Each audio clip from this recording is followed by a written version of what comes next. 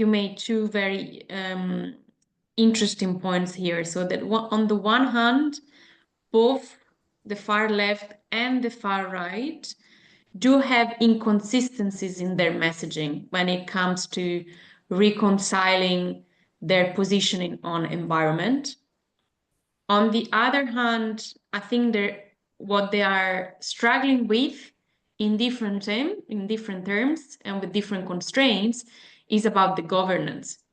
So what we were saying before in terms of the far right, so this global, this hyper local, perspective, but at the same time, if it's people first, then you cannot be fully anti-globalization.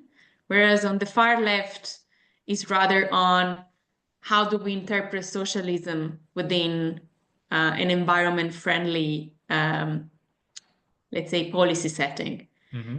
Does that kind of sum up what you were saying?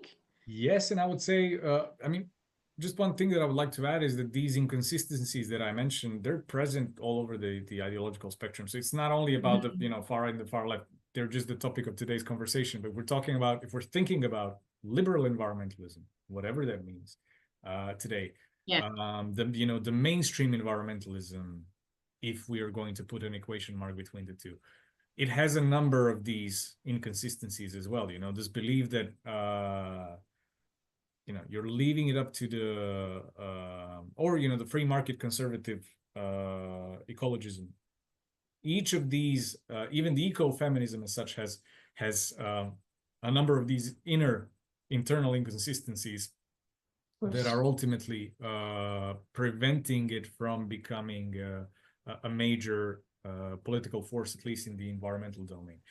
But you rightly mentioned, and I think that you put it more clearly than I kind of managed to. I think the position of the state in this future environmental polity as such is heavily debated in the far right and far left circles. And like how, to what extent the state cannot be impartial. The far right nor the far left are up for that. The impartiality of the state, which is a central liberal principle, is something that is out of the window for right-leaning and left-leaning ecologists. But at the same time, how is this balance to be created? Because if the state is going to be ever stronger, that means higher taxes, most likely, if we are to have a green transition, and that the higher taxes goes against the principle of liberty again.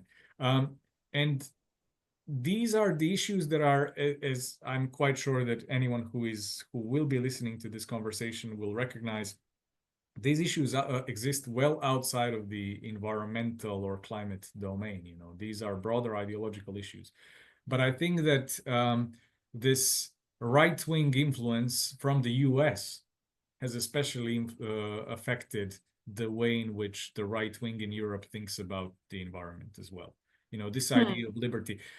It also affects it in a possibly, we could, discuss whether this is a positive or a negative outcome. But I did one of the research projects that I was a part of, that actually led as a PI, was exploring what kind of framings are going to be appealing to right-wing voters. And what we saw is that it was an experimental research, and to kind of sum things up, our finding was that if you frame an issue on like investing in renewables as an investment in your personal liberty down the road, liberty from the grid, if I'm building solar panels, if I want to construct solar panels at my own home or in my own building, that means that I will be more independent a few years down the road. If you frame the message in such a way, it is highly likely to be appealing to right-wing voters as compared to non-right voters. And I think that is the influence of the right-wing values from the US, because this US right, as we know, is heavily libertarian and heavily based on the freedom from the taxation system. We do not want to be taxed. Why would the government interfere with my way of life? And this is not something that Europe as a whole, again, I'm generalizing here, but speaking, European societies are necessarily kind of, this is not the mainstream in Europe, or it wasn't. No. But it is becoming. It is becoming, and this could be an indicator of also how some pro-environmental policies from the right may look like in the future, and they've already looked like. The far right around the world is more than happy to endorse this installing solar panels. This is a way to generate your own electricity, to reduce your costs. Why not? Yeah, but it's interesting, for example, how it changes when instead of solar panels are actually wind plants, because that Yes. has an impact on nature, which is different, I mean, visually speaking. So solar panels would be okay, but wind farms would not be. Yes, I mean there is a very visible opposition to wind energy in a number of countries in the far right, on the far right. But that's also interesting because, like, if you think about it, for a wind farm to be developed, first of all, the location matters quite a bit. Whether there's going to be any displacement, who is going to live nearby. And I think that these aesthetic kinds of arguments, while they were quite emblematic of the far right, we do not want the wind farms to pollute our beautiful countryside, or we do not want the wind farms to kill our birds, or something along those lines. I think that this was quite ephemeral. This was quite short-lived or irrelevant overall in the argumentation of the far right opposition to wind farms. It is more often than not on whose land this was built, who is it that owns this, who is it that kind of facilitates this process, and how many trees we had to cut for these to be built, or what else could have we done with that land? Was there something else that we could have done with it?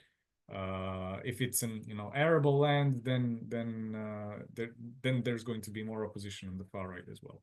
So these are, I think, the arguments that are more pressing than the aesthetic ones, which were, as I said, very interesting and very kind of telling from the far right, but they were not really that central, or they're not likely to be the major kind of cause to be against a wind farm project.